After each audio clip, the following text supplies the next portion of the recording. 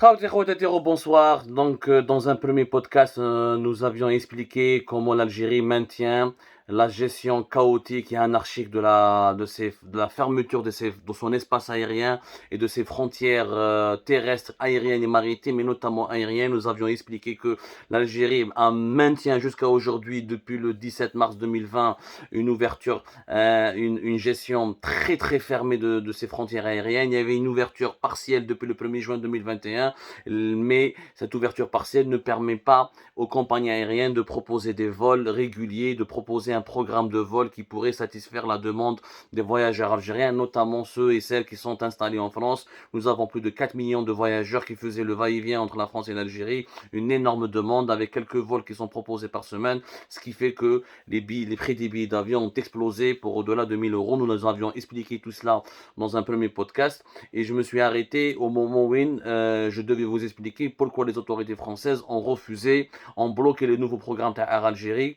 à savoir les 108 vols qui ont été décidés, qui ont été proposés et annoncés publiquement le 9 mars. Ensuite, les 64 vols qui ont été annoncés et proposés au public le 24 mars 2022. Alors, le trafic aérien, il est régi par des conventions entre les deux pays. En tout cas entre les deux pays, quand il y a une liaison aérienne qui relie deux pays, avant que cette liaison aérienne ne puisse exister, il faut qu'il y ait des conventions ben les deux pays respectifs. C'est-à-dire que chaque pays a ce qu'on appelle une autorité de régulation et de surveillance de l'espace aérien. Voilà ce qu'on appelle une autorité de régulation et de surveillance de la sécurité aérienne. En France, on a par exemple la Direction générale de l'aviation civile. La DGAC, la Direction générale de l'aviation civile. En Algérie, on a la DACM, la direction de l'aviation civile et de la météorologie. Parce qu'en Algérie, on a une spécificité un petit peu mondiale. Très peu de pays font comme l'Algérie. On mélange la météorologie avec la sécurité aérienne. La DGAC en France, pour qu'un avion puisse partir d'une ville ou d'un aéroport algérien pour rallier une ville française ou un aéroport français, il faut qu'il y ait l'accord de cette DGAC, c'est-à-dire la Direction générale de l'aviation civile française. L'accord ne peut pas donner du jour au lendemain. C'est pas chaque jour, il y a des cas exceptionnels, comme pour les avions privés, comme pour les jets, comme par exemple les avions d'évacuation sanitaire, ou là pour les urgences sanitaires, ou là les avions militaires qui doivent traverser les espaces aériens des deux pays dans des situations bien précises. Mais en général, le trafic aérien entre les deux pays est régi par des conventions signées préalablement entre les autorités de l'aviation civile des deux pays et qui précisent le nombre de vols qui doit relier, ou le nombre de vols qui permettent plutôt de relier les deux pays, en l'occurrence l'Algérie et la France. لازم تفهموا باللي dans le trafic aérien il y a un concept يعتبروه le slot. Le slot وشنو هو؟ Le slot يا جماعة c'est un créneau. Les créneaux. Chaque compagnie aérienne, quand elle doit travailler dans un pays, c'est quand on doit relier deux pays différents, elle dispose de slots, de créneaux horaires qui permettent à ces avions de décoller d'un aéroport à une heure précise et d'arriver sur le tarmac ou là, sur la piste d'un autre aéroport à une heure précise. Et pourquoi c'est important de respecter les heures? Parce que dans les pays européens, il y a une législation européenne, les slots ils coûtent cher. Les grandes villes européennes, qui m'a Paris, qui m'a Nice, qui m'a Bruxelles, qui m'a Londres, qui m'a Francfort, qui m'a Munich, qui m'a Vienne, les villes européennes, les slots au niveau des aéroports sont vendus, mais douche battle. C'est-à-dire que Air Algérie, les avions d'Air Algérie, Habto, fait Paris Charles de Gaulle, ou la fait Paris Orly, ou la fait Nice, ou la fait Marseille, ou la fait Lyon, Air Algérie elle achète plutôt des slots qu'elle paye à l'avance auprès des autorités de l'aviation civile française, qui lui permet, une fois qu'elle paye les slots, les tranches d'horaire, ou les plages horaires, ou les créneaux horaires, ils seront dédiés exclusivement à ces avions. C'est-à-dire, Air Algérie, par exemple, تخلص Orly, تقول له عندي 10 avions par jour, يجوا يهبطوا في Orly, عندك les 10 هادو هامليك les créneaux horaires, au moment, de leur côté, les autorités françaises, pendant le créneau horaire, il n'y a pas un autre avion d'une autre compagnie aérienne étrangère ou la française qui peut interférer ou là, qui peut occuper ce créneau. Comme ça, l'aéroport, il n'y aura pas d'embouteillage d'avions, on garantit la sécurité aérienne, il ne peut pas y avoir d'incident, il ne va pas avoir de télescopage, il ne peut pas y avoir de crash. C'est important, c'est très organisé la sécurité. Et le trafic aérien et la sécurité aérienne, c'est hyper organisé. C'est l'un des secteurs au monde les plus normalisés, les plus strictement organisés, parce qu'il s'agit de vie humaine, il fait beaucoup d'argent. Mais je fais mon par exemple, les slots, les l'aéroport de Londres, ça a coûté en 2016 Air France, ma KLM, le groupe Air France KLM, il a acheté pour plus de 70 millions d'euros des slots, plutôt, les slots, les créneaux horaires, il a vendu juste quelques créneaux horaires, quelques slots à une compagnie d'Oman, plus de 70 millions d'euros. Des slots dans les compagnies, même en France, dans les aéroports français, c'est une quarantaine de millions d'euros par exemple, pour avoir des slots au niveau des deux aéroports parisiens, Orly ou là, Roissy-Charles de Gaulle. Roissy-Charles de Gaulle, par exemple, c'est parmi les plus grands aéroports du monde, parmi les plus fréquentés, les plus prisés du monde entier par les compagnies aériennes. Donc, quand les autorités françaises attendent Air Algérie un nombre précis de slots, Air Algérie a pour obligation de les respecter. Et nous faisons oublier la législation européenne, la Commission européenne, à Bruxelles, au niveau de l'Union européenne, qu'il y a un règlement où les compagnies aériennes ont pour obligation d'utiliser au minimum 80% des slots dont elles sont détentrices. 80%. C'est-à-dire que les compagnies aériennes qui jouent les slots, les ont une obligation, 80% de ces slots doivent être occupés. يعني عندك ان بروغرام تاعك لازم الطياره تاعك تقلع في هذاك الوقت من الجي تهبط لباريس هذاك الوقت tu es obligé. Si cette exigence des 80% des slots n'est pas respectée, les autorités de la sécurité de l'aviation civile, les autorités de l'aviation civile française et de la sécurité aérienne en France, elle a le droit de revendre ces slots نحيهم لأر Algérie وتبيعهم à une autre compagnie aérienne. Parce que نتايا ما تقدرش تخلي لك هذوك les slots, toi tu veux pas les occuper. ماكش تجي الطياره تاعك ما نمشي يقول لك انا ما نخليهاش فارغه باسكو بوندون سي كرينو lui il va mobiliser des équipes, il mobilise la tour de contrôle, il mobilise les personnels au sol, il mobilise l'aéroport, donc يقول لك انا ça me coûte de l'argent. Si toi tu veux pas occuper ces slots, moi je vais les revendre plus cher à une autre compagnie étrangère qui va les occuper parce qu'il y a trop de demandes. Les compagnies aériennes se battent entre elles pour avoir les meilleurs slots et les meilleurs créneaux horaires au niveau des aéroports français ou européens. C'est la législation. Pendant la période de la Covid-19, à la pandémie, il y a eu une nouvelle directive européenne. Au lieu que les compagnies aériennes, au lieu d'occuper 80% de leurs slots, elles ont pour obligation d'occuper ou d'utiliser moins de 50% de leurs slots. Ça, c'était pendant la Covid. Sauf que la Covid-19, officiellement, le monde est en train de tourner la page de la crise sanitaire. Donc, les autorités européennes, notamment françaises, ont demandé aux autorités, à travers la Direction générale de l'aviation civile française, à demander à la DACM algérienne, la Direction de l'aviation civile et de la météorologie algérienne, est-ce que, attendant votre programme dans la gestion de vos frontières, nous avons une convention commune qui établit un certain nombre de vols, qui donne le droit à certaines compagnies aériennes de transporter des voyageurs entre nos deux pays respectifs. Qu'est-ce que vous allez faire? Parce que la frontière en Algérie aérienne, elle est encore partiellement fermée depuis le 1er juin 2021. Elle n'a jamais été encore réouverte. Les autorités françaises ont demandé des clarifications et un programme ouvert. قالوا احنا عندنا beaucoup de slots parce que Air Algérie ou Tassila Airlines ont beaucoup de slots en France au niveau de toutes les grandes villes françaises où les autorités civiles françaises, ils veulent savoir que les slots ne sont pas occupés. Air Algérie ne vole pas. Tous les avions, la majorité écrasante des avions d'Air Algérie n'est plus opérationnelle depuis le 17 mars 2020. Et jusqu'à aujourd'hui encore, elle n'a pas repris son fonctionnement normal, alors que la pandémie a été levée et le monde entier est en train de revivre normalement. Donc les autorités françaises, depuis le début de l'année 2022, ils exigent des clarifications. Thalou les frontières vous allez occuper tous vos slots, vous allez les utiliser entièrement. À quelle date? Attendez votre programme.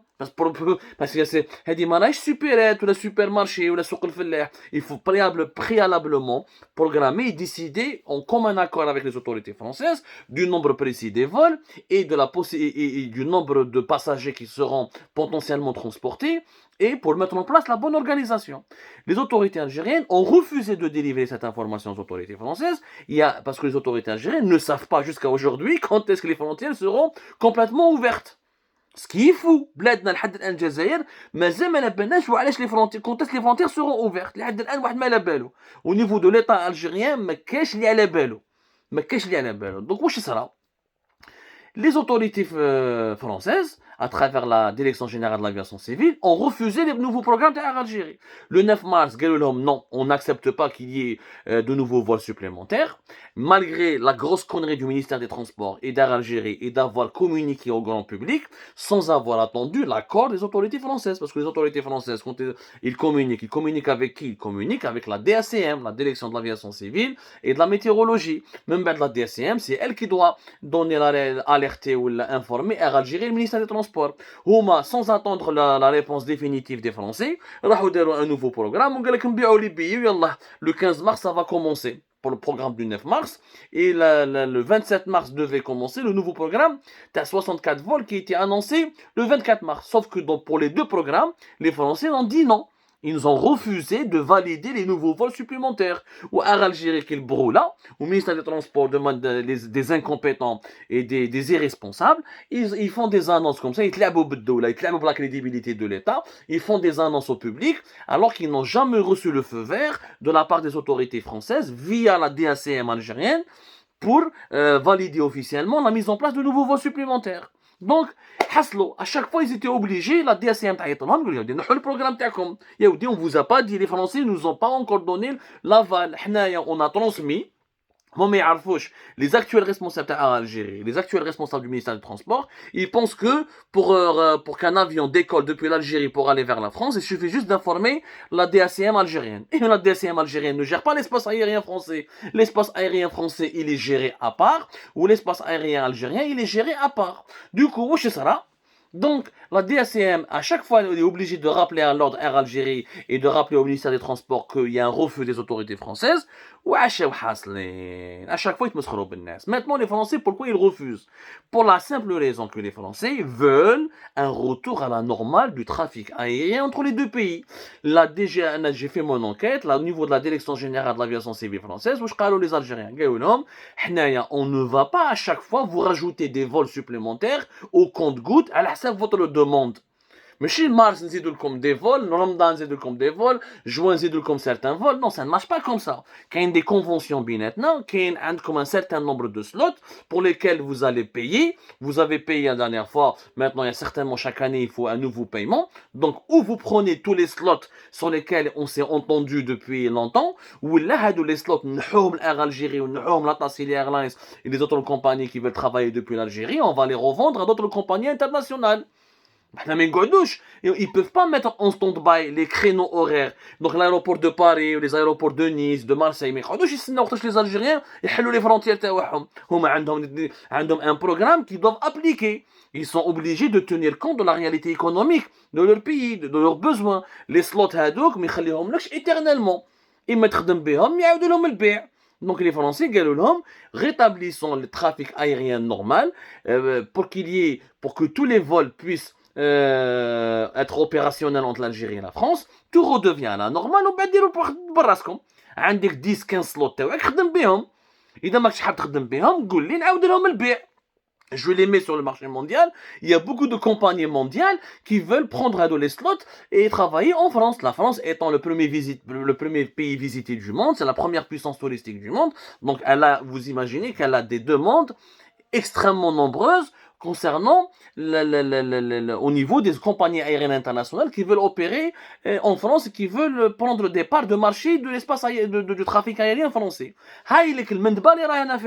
Les Algériens l'espace aérien algérien, le trafic aérien national et international, il est géré comme si on est en train de gérer قهوة ولا salle de baby-foot ولا taxiphone. يعني كيف شو قاعد في البيرو ولا غير خصنا 2 فول.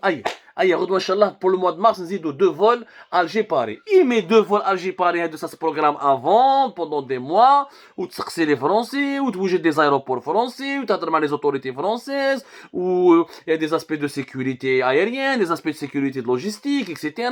C'est pas avec des humeurs, on gère pas la sécurité aérienne et le trafic aérien mondial avec des humeurs, on se réveille tôt le matin, on a envie de rajouter des vols. Non, ça se passe pas comme ça. Non, il y a une discipline, il y a une norme, des normes à respecter, il y a un management qu'il faut mettre en place. Donc, c'est pour ça qu'à chaque fois, ils annoncent des nouveaux programmes sans avoir le feu vert des autorités françaises. Les autorités françaises disent, non, on ne valide pas ce programme. On veut appliquer le programme ordinaire d'avant la pandémie de la Covid-19. Celui qui a été négocié, traité entre les deux pays dans le cadre de conventions bilatérales. Si vous ne voulez pas revenir à la normale, les autorités françaises seront obligées de remettre en cause l'attribution des slots à l'Algérie. Les slots seront éventuellement revendus à d'autres compagnies internationales. Si l'Algérie ne veut plus utiliser le trafic aérien, n'a qu'à le dire. Comme ça, les Français vont le vendre ailleurs. Il y aura d'autres compagnies. La France va négocier d'autres conventions avec d'autres pays. La demande, elle est énorme, elle est extrêmement importante. Et à des hasla, donc au niveau du ministère des Transports, au niveau d'Algérie, il y a des amateurs, il y a des bricoleurs qui prennent en otage la vie de millions de voyageurs algériens qui se retrouvent réellement pris en otage par cette gestion de bazar, par ces bizarreries des hauts responsables qui ne respectent même pas les normes mondiales ou qui ne respectent même pas le minimum syndical. On ne peut pas faire décoller un avion comme on le veut, selon les humeurs, et on ne peut pas, à chaque mois, on change un programme. C'est pas possible. Tu ne peux pas, avec un programme qui est fixe, qui est annuel, pour lequel il faut payer des redevances aéroportuaires, et pour lequel il faut payer les redevances à les slots, et pour lequel il faut avoir un prévisionnel. La sécurité aérienne, l'organisation du trafic aérien international. Donc l'Algérie veut inventer un nouveau type d'organisation. Ce n'est pas possible, ya jma'a. Ce n'est pas possible.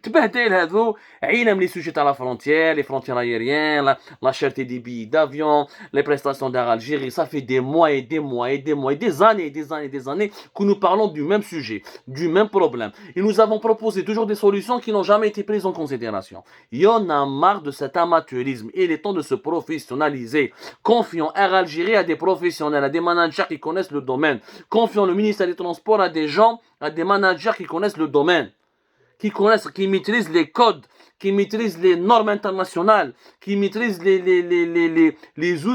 traditions et les coutumes de la sécurité aérienne et du trafic aérien international. Il est temps de régler ce problème. Là, on est devenu la risée des peuples. On n'est même pas capable de gérer un programme de quelques vols entre Marseille et Oran, entre Marseille et Alger. Il s'agit de juste faire un programme et de faire voler les avions au bon moment, selon les tranches horaires qui ont été attribuées, à la compagnie nationale aérienne, comme tous les pays du monde sont en train de le faire. Il ne faut pas être une grande puissance pour gérer une flotte de quelques avions et pour transporter des passagers entre les deux rives de la Méditerranée. Merci de nous avoir suivis. C'était donc les révélations, les explications qu'il fallait vous apporter sur ce sujet qui préoccupe et qui inquiète des millions de voyageurs algériens parce qu'ils sont abandonnés à leur triste sort. On leur donne aucune information, on leur donne aucune explication et ça c'est du mépris et c'est vraiment inacceptable.